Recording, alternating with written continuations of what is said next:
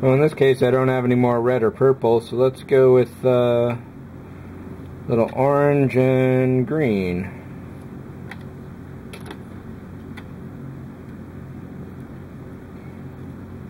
Twisting up the ends of the wires is definitely a critical thing to do. I don't know if I've ever mentioned that before, but simply just what I did right there. Grab an end and start twisting the other.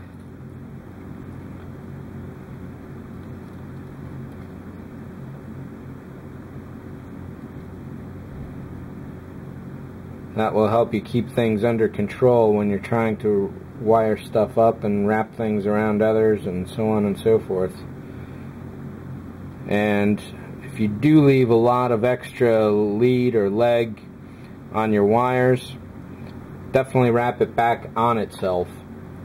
That will help secure your connection, not only in terms of the amount of metal touching, but also in terms of strength for holding it in place.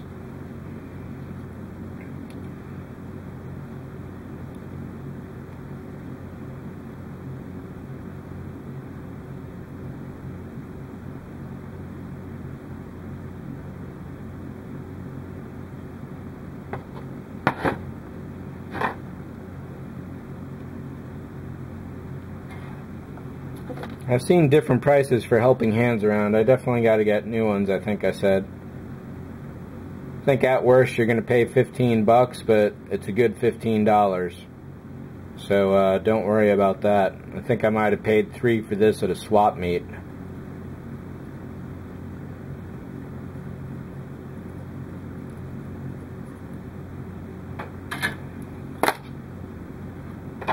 Ow. Freaking hot. So one thing I'll show you now, didn't do it on this one because of the size of everything involved and the tightness of the quarters. This stuff is called heat shrink. Basically it's just a bit of rubber that you place over your connections to help protect them from crosstalk and any other problems.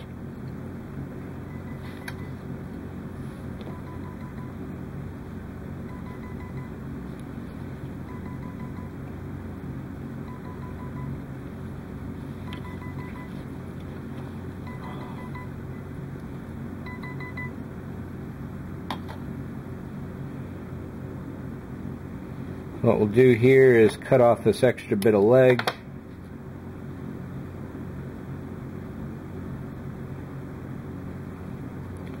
Basically slide your heat shrink over your connection and you're all set. I cut that a little too short, so let's cut a slightly longer one. Good enough.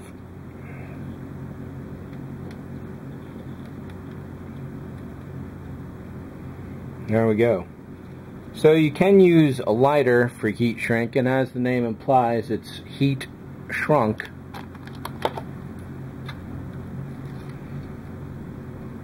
Some people claim that using your soldering iron will work. There's enough heat in that. But without actually touching the heat shrink, that has never been my experience. And even then, touching it here, it's not shrinking up at all. A lighter, the flame is a bit too erratic for my tastes to really use on a regular basis.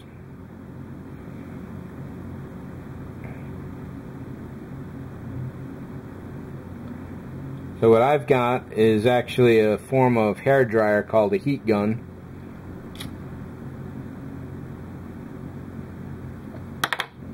And typically I use that. So now it doesn't matter if the negative does touch the positive because they're obviously all set. And when I do this, I'll even usually wrap the negative around the positive.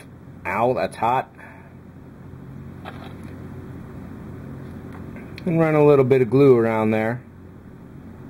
So we got a nice stable connection. And actually this is thick enough and should be solid enough that you can actually bend this into the position that you need. And we'll just dunk that in the baking soda there because that's only going to stick to where the glue is. So now if you need to bend things, put them into place. It'll go wherever you want and probably not break. So I've already forgotten whether orange was positive and green was negative. It looks like green is negative.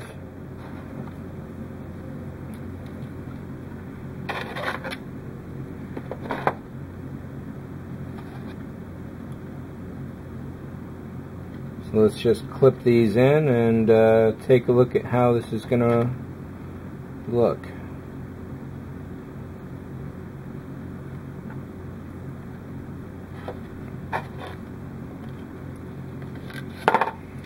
I'm pretty sure I'm going to be wanting this sticking up straight at the ceiling, so we'll give it a little bit of a bend right there.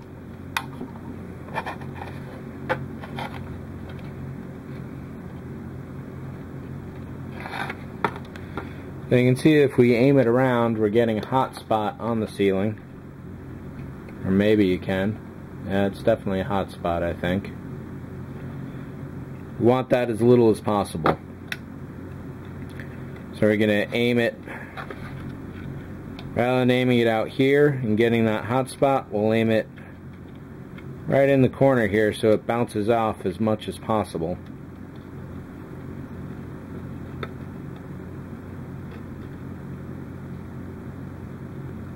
I think that should be good. And what we'll do is,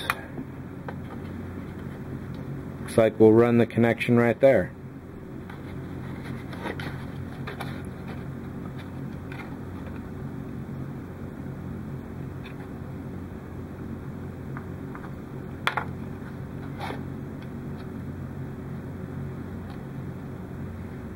Nice thing is super glue really likes the rubber on wiring, so you'll have no problem attaching it wherever you want it to go. Oops, even your finger. There we are. A little baking soda. And a little more glue on the baking soda to help make sure. Now we can just aim this LED any way we want. I'm pretty sure I'm going to want it pointing like this.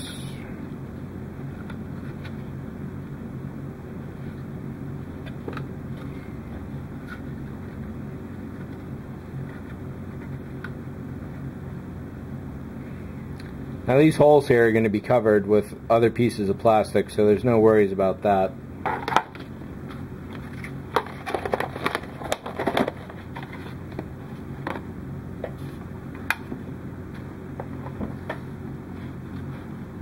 Nice and fairly well lit.